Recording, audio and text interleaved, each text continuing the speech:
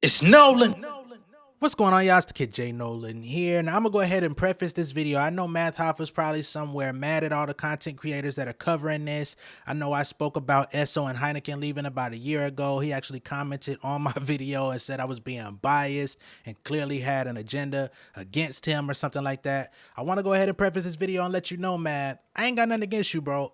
I've been watching this show back when it was more battle rap based. I still tune in from time to time, so does not mean I'm against you or pulling for you to fail. All right.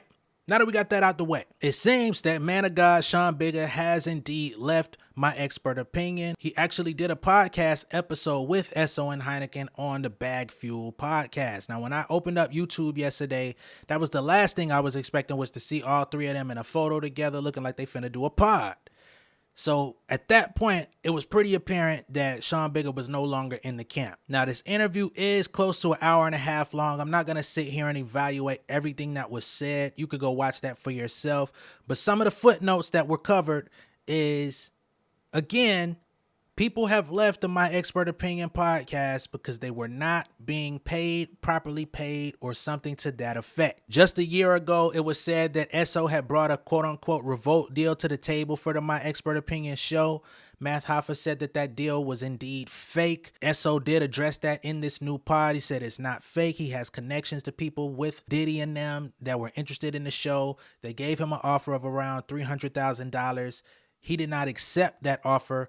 Esso told him they were lowballing him and told him to come back with a counter offer. Math Hoffa felt insulted, decided not to come back. Sean Bigga was present for this, but he said he was not in the room when these negotiations were happening, but he was in the circumference, right? He was in the vicinity. He just was not inside the room. Bigga did not know what type of money was at play with the My Expert Opinion show because he's not well versed on how YouTube works. He doesn't know about the ad revenue. He doesn't know how any of that stuff generates money. He never asked for money. He came in with the preface that him and Math Hoffa were locked in as brothers. He knew Math prior to being on the pod, and he felt like their relationship would continue well after. He never asked for any money, never made it a stipulation that he needed it. However, he did put it on the table that he had an interest in developing his own show. From the gate, Sean Bigga says it was his understanding that Math Hoffa would then help him with said show, which never happened. It was never materialized, and it was like a forgotten footnote over time. Now, Sean Bigga made it very clear,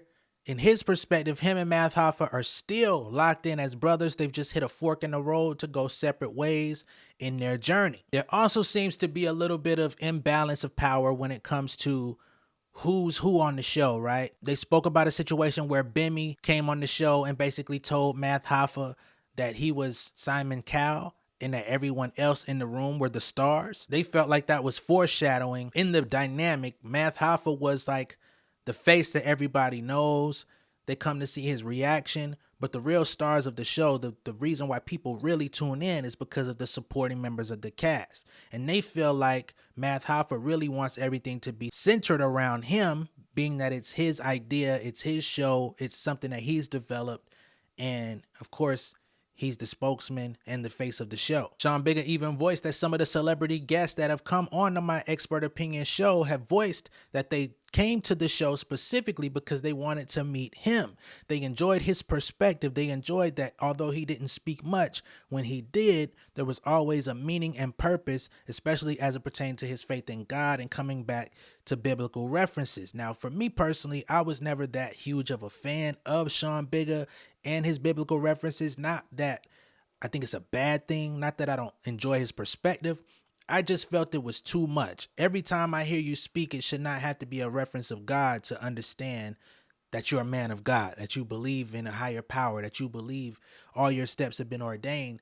I just felt like we never got to know him on a deeper level. So seeing him sit down with Esso and Hynaken on BagFuel and actually talk about where he came from, talk about the fact that he worked in the security business, the fact that he has his own businesses, he employs over 100 people, he's a boss of his own, has his own mansion and all of these different things, it shows that he's not as simple as what might meet the eye.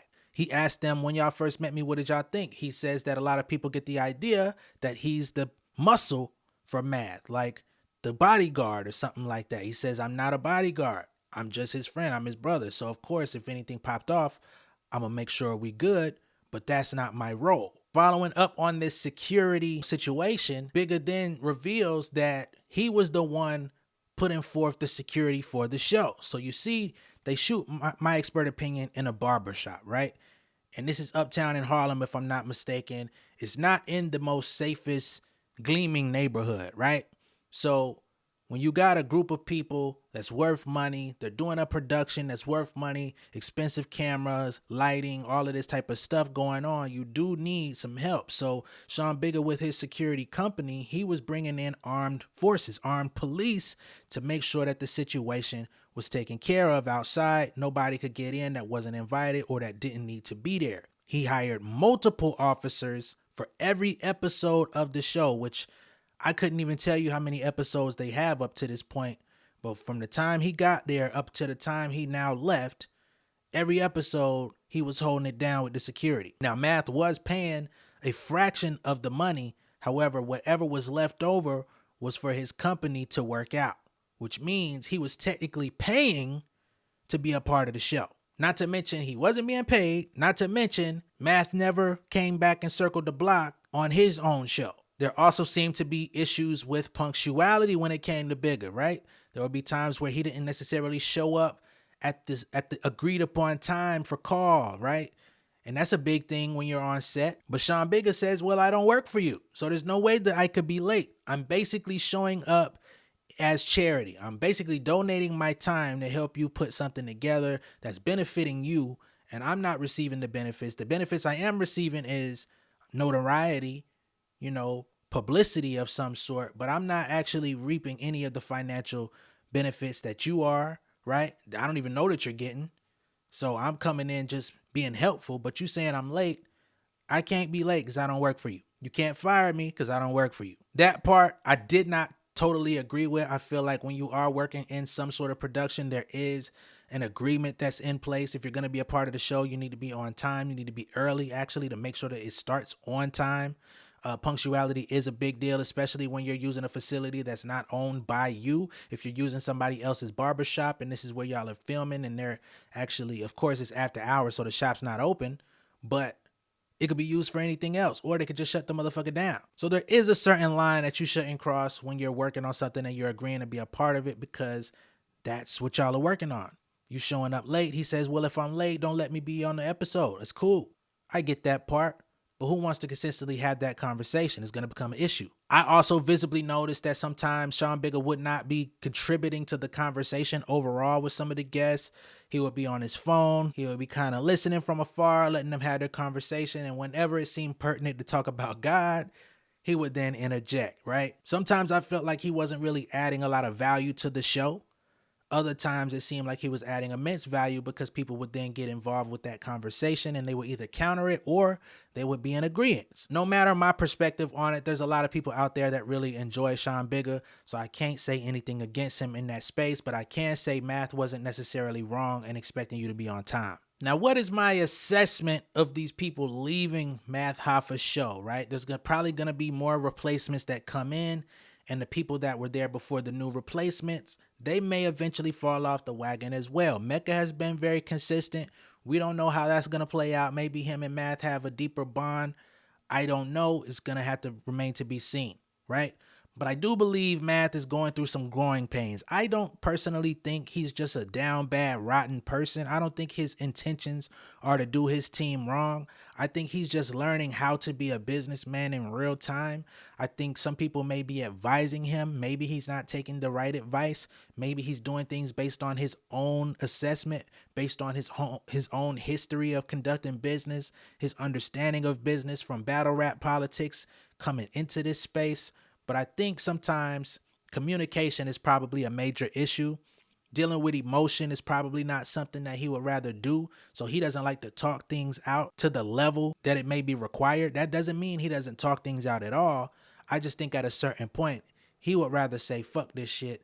I'll go do it on my own. I'm going to go get it, because that's who he's always been and that's who he's always had to be. Even with the YouTube revenue that's coming in off the My Expert Opinion show, I don't think that he's necessarily withholding money on purpose. For those that don't know, YouTube only pays out once a month. So at that point, He's got to go through his personal expenses, got to go through his business expenses, right? Pay off the camera people, pay off all of these people. He might be paying these people off every week. I don't know. It seems like it could be overwhelming to get everyone's payroll and everything on deck, because that seems to be the biggest problem. There's either not money being exchanged, or in Esso and Hynaken's case, there was eventually money exchanged, contracts being signed, but then they claim that payments were being missed. Again, I'm not going to say he's deliberately withholding their money. It could be that. I don't know math personally, but I do think sometimes there may have been some oversights in that, because that's not his experience in paying multiple people all the time. Where I do have to push back on math is this channel is worth a lot. When he turned down the Revolt deal, Bigga heard him say something to the effect that the show is worth $20 million. Bigga's like, well, shit, I didn't know that. Where's this money coming from? And how come nobody's sharing in that? We're here all the time helping you get this thing off the ground. We're contributing. We're helping you build this. Bigga said he even stayed late to clean up the mess, clean up the shop after everybody left. So how could I possibly be late when I'm staying late to make sure everything's taken care of? And I'm holding you down on the outside to make sure nobody busts up in this motherfucker. I don't know, man. There's always multiple sides to every story. I'm sure Math Hoffa's going to share his. He did say, don't believe everything that you see. He does seem a little bit taken aback that Bigga came out and put this on a public platform. He does feel like they were better than that their brotherhood would have been deeper than that. He doesn't like seeing him standing next to Esso and Hynaken. He feels like they actually hate him. So now he's on defense. Now he feels like this is a orchestrated plan to take him down. I don't know. When I listened to them speak on this podcast, it didn't sound like that. It didn't feel like anything malicious, but that may still be how he takes it. Ultimately, I would love for them to all sit down together at some point, hash out their differences, hash out all of their issues, creative, whatever, be able to walk away, give each other daps and pounds, walk away and say, all right, man, we're not working together, but I wish you the best. It's no beef, and it does not have to be awkward whenever I see you. Much love and respect. You know what I mean? That's the outcome that I would hope for. Unfortunately, Space Ghost says he's not open to it. Everybody else is. Pretty sure Math isn't either. Let me know what y'all think of this down below in the comments. Be sure to like and share this video. If this is your first time seeing me on YouTube, go ahead and subscribe to the channel. Hit the post notification bell for all updates. I'll see y'all on the next one. All right? Much love and respect, y'all. Peace.